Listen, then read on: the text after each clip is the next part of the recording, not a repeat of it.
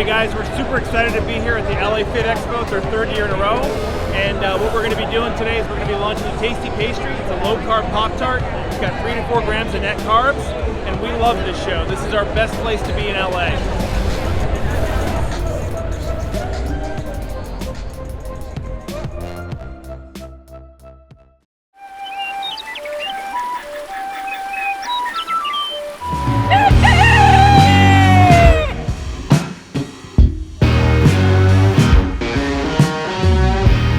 Welcome back to Legendary Foods, Muscle in the Morning. I'm Dave Palumbo, and today is Thursday, October 8th, 2020.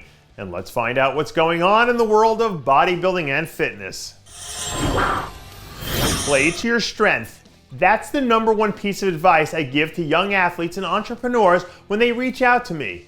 So if I'm Lukas Osladil and I'm heading into one of the biggest events of the season, knowing the level of conditioning is the one thing that can set me apart from the crowd, well, that's the hand I'm trying to play. And I'm doubling down every step of the way. Even though no one's talking about Lukas heading into the Europa Championships this week, people would do themselves good by remembering that this guy finished 8th in the Olympia last year, which means that it's as good as it gets. And if he shows up looking like the Lukas that we've seen in the past, I wouldn't rule him out as a possible dark horse winner. I don't know if you've ever heard someone say that something's shining like new money, but I have, and that's exactly how I would describe the way Breon Ansley looks right now. In case you missed it, on Monday, Breon's team released a photo of the former Classic Physique Olympia champ looking as dangerous as I've ever seen him. And it wasn't just about the size he added during the off-season. For me, it was more about the way he's carrying the new muscle. He just looks like a more complete version of who he was when he was the man dominating the top of the division. And even though it's still not sure exactly how this will translate on stage, I do know that I'm anxious to see if the new Breon is good enough to put him back into the same championship status that the old Breon had 2 years ago. Once upon a time, Michael Jordan came out of retirement wearing number 45 Bulls jersey and almost did the impossible by leading his team to another championship. So if I were Johnnie Jackson heading into the Chicago Pro in a few weeks, I think I'd try to channel my inner MJ by coming out and showing these young guys what I'm all about.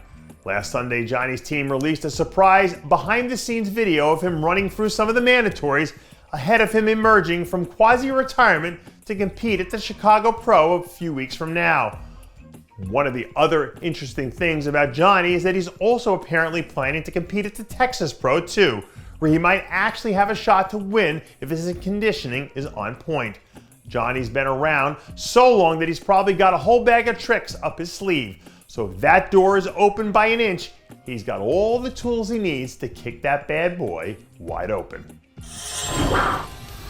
I know there are a lot of animal rights activists who are against big game hunting, despite the fact that the millions of dollars legitimate hunters spend to have the right to do that play a huge role sometimes in the conservation of game preserves and natural habitats.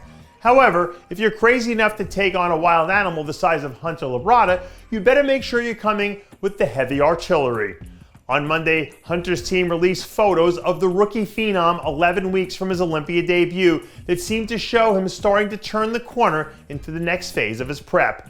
At this point, Hunter's already gone so far beyond what the expectations were for him heading into the season that it feels like he's playing with house money.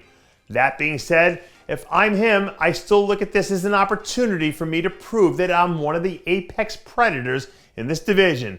And the only way to do that is to come out showing your teeth right from the get-go. And that does it for yet another edition of Muscle in the Morning.